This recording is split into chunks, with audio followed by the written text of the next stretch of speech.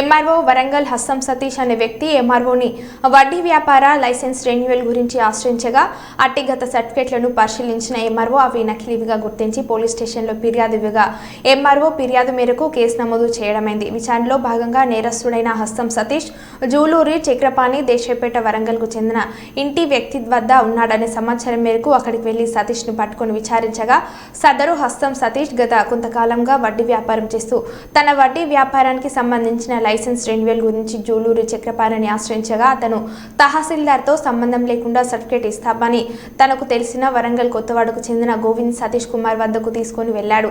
గోవింద్ సతీష్ కుమార్ దగ్గరికి గత కొన్ని సంవత్సరాలుగా జూలూరు చక్రపాణి మాన్యం సిద్ధాలు కలిసి ఎవరైనా తన దగ్గరికి వస్తే వారికి నకిలీ సర్టిఫికేట్ కావాలి అని అంటే తయారు చేసి ఇస్తారంట.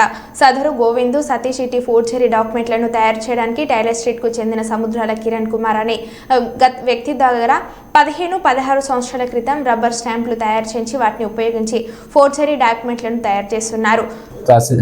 ఇక్బాల్ గారి దగ్గరికి వెళ్ళి దాన్ని రెన్యువల్ చేయడానికి అని చెప్పేసి అది ఇవ్వడం జరుగుతుంది.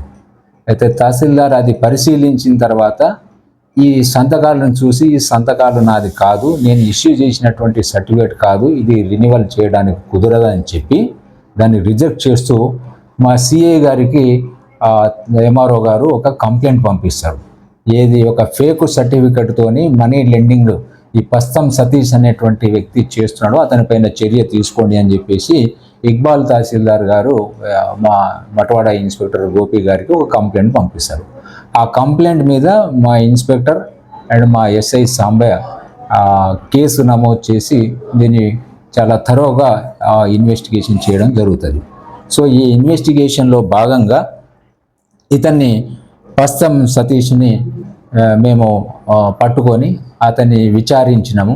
ఆ విచారణలో భాగంగా అతను చెప్పినటువంటి విషయం ఏంటంటే ఇతను ఒక చక్రపాణి జూలూరి దేశాయపేట అతను ద్వారా ఎవరు ఈయన గోవిందుల సతీష్ అనేటువంటి కొత్తవాడకు చెందినటువంటి వ్యక్తికి అప్రోచ్ అయ్యి ఒక సర్టిఫికెట్ కావాలని చెప్పేసి అంటే ఈ గోవిందుల సతీష్ ఒక నకిలీ సర్టిఫికెటు తహసీల్దార్ గారికి సంబంధించినటువంటి సంతకాలు ఫోర్జరీ చేయడము, తర్వాత తహసీల్దార్కి సంబంధించినటువంటి రౌండ్ సీట్స్ స్టాంప్స్ అన్నీ కూడా ముద్రలు వేసి ఒక దొంగ సర్టిఫికెట్ త్రూ చక్రపాణి ద్వారా ఇతను తీసుకున్నట్టుగా మాకు సమాచారం వస్తుంది. సో దీన్ని కొంచెము డీటెయిల్డ్గా మేము ఎంక్వైరీ చేస్తే ఈ చక్రపాణి తర్వాత ఈ సతీష్ను మేము వీళ్ళని కూడా పట్టుకొని విచారిస్తే ఇతను పస్తం సతీష్కే కాకుండా ఇంకా నలుగురికి మరి ఫ్యామిలీ సర్టిఫికెట్ కూడా ఫేక్ సర్టిఫికెట్ కూడా మరి ఫోర్జరీ ఎంఆర్ఓ గారి ఫోర్జరీ సంతకాలతోని ఇష్యూ ఇచ్చినట్టుగా మా విచారణలో తెలుస్తుంది. ఎవరు ఖాజా మహమ్మద్ అజారుద్దీన్ మండి బజార్కు చెందినటువంటి వ్యక్తి కూడా ఒక ఫ్యామిలీ ఫేక్ సర్టిఫికెట్ తీసుకుంటారు. అదేవిధంగా సయ్యద్ సాబీర్ కాజీపేట్ ఇతను కూడా ఒక ఫ్యామిలీ ఫేక్ సర్టిఫికెట్ తీసుకుంటాడు.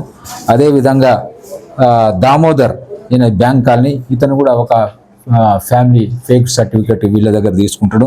అదేవిధంగా కమలాకర్ ఎనుమామలకు చెందినటువంటి వ్యక్తి ఇతనికి యాక్చువల్గా ఇందిరమ్మ హౌస్ సైట్ గతంలో తహసీల్దార్ ఇష్యూ చేయడం జరుగుతుంది. అయితే ఆ సర్టిఫికెట్ ఎక్కడో మిస్ అవుతుంది, పోగొట్టుకుంటాడు.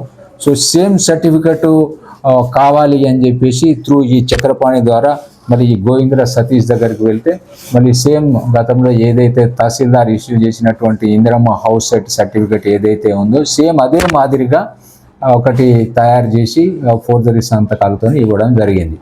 సో ఇది గత కొంతకాలంగా ఇది జరుగుతూ ఉన్నది.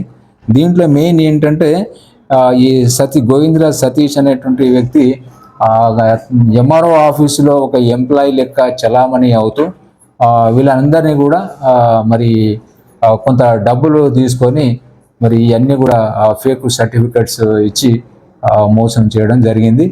ఈరోజు మొత్తం 8 మందిని ఎవరైతే ఫేక్ సర్టిఫికెట్స్ తయారు చేసినటువంటి వ్యక్తిని అతని యొక్క మీడియేటర్స్ను అదేవిధంగా ఈ సర్టిఫికెట్స్ ఎవరైతే తీసుకున్నారో అందరినీ కూడా మొత్తం 8 మందిని ఈరోజు అరెస్ట్ చేసి